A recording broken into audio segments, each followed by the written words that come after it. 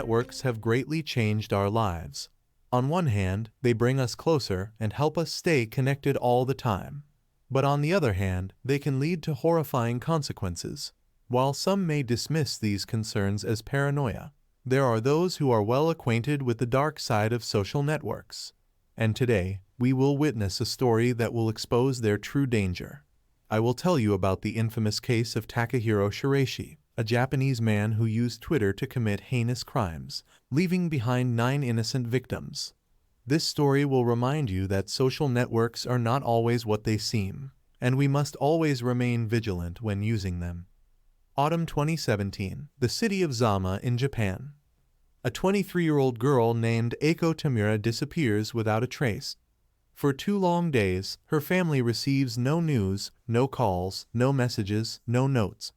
It was an especially difficult time for her loved ones, as Eiko had recently lost her mother and understandably was in a state of deep depression. And what's worse, she left rather strange messages on her Twitter page. Her last post spoke of a burning desire to find a soulmate with whom she could share her final moments of life. Understandably, her relatives were shocked by this. Eiko's brother, consumed by worry, searched for any information that could lead to her whereabouts. After some time, he managed to gain access to her Twitter account and stumbled upon a rather mysterious correspondence. A stranger contacted Eiko, whose avatar depicted an anime character with a rope mark around its neck, and the profile description said, "I thirst to help those in dire straits. Do not hesitate to reach out to me." It seems that someone did respond to the desperate plea of the girl in her darkest hour. But the most terrifying detail discovered by her brother was that the account was signed as Hanging Pro.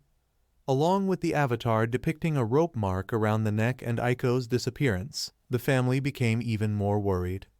In such a situation, time is of the essence, and her brother immediately began searching for further clues. Soon it became apparent that tracking down this person solely based on their online tracks was practically impossible. But her brother didn't stop and went further. He filed a missing person report with the police, who then discovered another Twitter account belonging to the same user. Meanwhile, her brother realized that there were likely multiple accounts and started his own investigation. He found that the criminal had communicated with many other girls through these accounts. He began messaging each of them in a desperate search for any clues. Fortunately, one of them eventually responded and agreed to help. So they devised a pretext for a meeting, intending to catch the hanger. The police also agreed to accompany the girl. The meeting was set at the nearest train station, and upon arrival, it turned out that the hanger was already there waiting. They followed him to a modest apartment in Zama, which, by the way, was about a 40-minute drive from Eiko's home. They entered, and at that moment, there was a knock on the door. The police entered, and they were greeted by a man named Takahiro Shiraishi. He was a young man, and at 27, he looked rather unremarkable. But what the search party was about to discover sent shivers down their spines. When Takahiro was asked about the whereabouts of the missing girl, his answer was simply shocking. He pointed to the interior of his apartment and said, "She's there." But there was no one else inside. Instead, there were multiple refrigerators, some of which were further into the house. I think you can guess where this is going. Upon closer examination, it became clear that these containers contained fragments of Eiko's body. But this was just the tip of the iceberg. As the investigation continued, authorities stumbled upon a frightening number of other body parts. The number of remains found was much more than what could have been left of one girl, indicating the presence of multiple victims. In total, 9 heads and over 240 bones were discovered. This led to the inevitable conclusion that the authorities were dealing with a serial killer. After Takahiro was apprehended and became the subject of intense scrutiny, the horrifying truth about these murders gradually came to light along with the troubling profile of this individual. As it turned out, Takahiro grew up in Zama.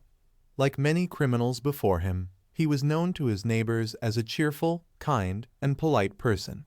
And those same neighbors were shocked when they learned about the crimes he had committed.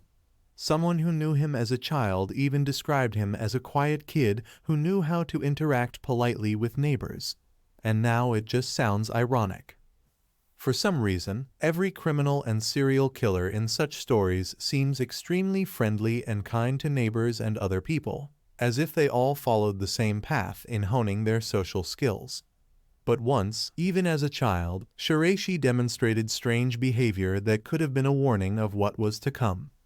One of his friends recalled that in childhood they played a game where they tried to choke each other for fun. Leading up to his crimes, he engaged in unsavory activities in Tokyo's red light district, where he, of course, illegally lured women into prostitution. He used Twitter for his recruitment purposes, but eventually, in February 2017, he was arrested for all of this and received a suspended sentence. It was around this time that the 27-year-old, now unemployed, confessed his depression to his father and moved in with him. Takahiro found himself in a critical situation and, unfortunately, chose the darkest path. He already understood back then that he had the ability to gain people's trust online, and he allowed himself to become obsessed with Twitter again, but for much more sinister reasons. 2 months later, in August 2017, Takahiro felt that the situation was changing for the better. He then shared excellent news with his father. He had met a woman and wanted to move out immediately, needing his father's help as he was unemployed himself. His father agreed and signed the lease agreement for that fateful apartment. The details of Takahiro's crimes were simply horrifying. He lured his victims, mostly prone to depression and anxiety disorders, into this apartment, promising to help them end their lives. He called himself an executioner. However, as soon as they were inside, he strangled them and then dismembered their bodies into containers. Hence the Twitter handle that stuck with him as the nickname Hanging Pro, or the professional hanger. In court, Shiraishi said it was easier for him to persuade and manipulate people suffering from anxiety and other mental problems. His motives stemmed from his own sense of worthlessness and loneliness. He wanted to feel strong and in control, and he found that in the act of taking lives. He also claimed to enjoy the process of dismemberment, which he compared to processing meat. Takahiro was caught only thanks to the discovery of his direct messages with Katamer and her brother's swift reaction.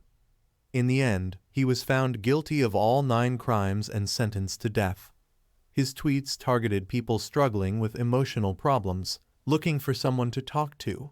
He created an image of a sympathetic, understanding, and non-judgmental person, which made him seem reliable and approachable.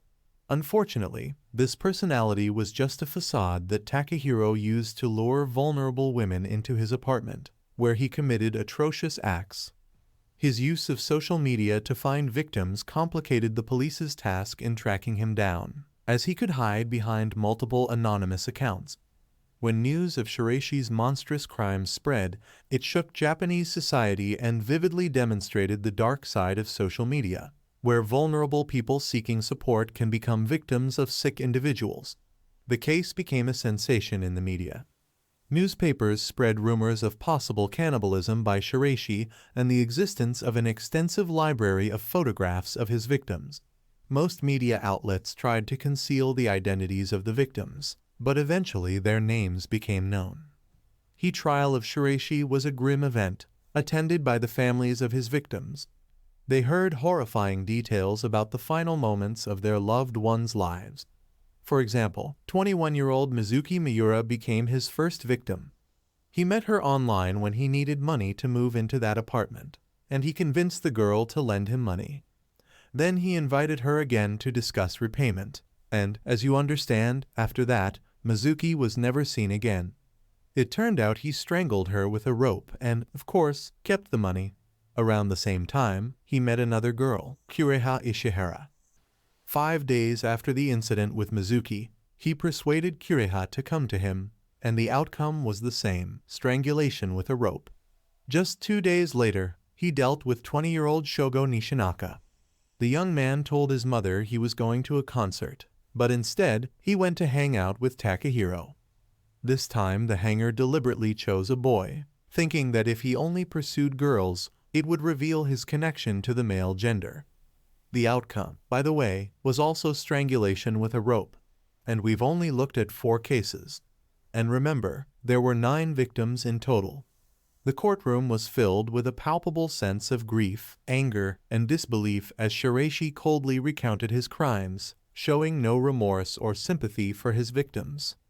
Despite the efforts of his lawyer to portray him as a troubled individual in need of help, Qureshi himself accepted his fate, having come to terms with it.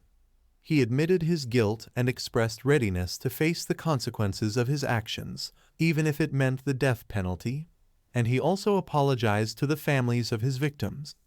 Well, that's exactly what they needed. When the trial came to an end, the families of the victims gained a sense of closure. But the pain of losing loved ones will never disappear.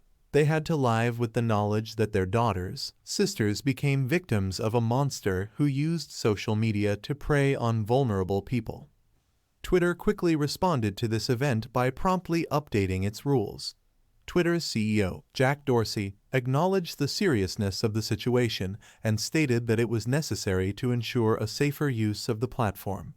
Similarly, the Japanese government took action by expanding channels for psychiatric assistance and support online, as well as improving education on social media and interpersonal relationships.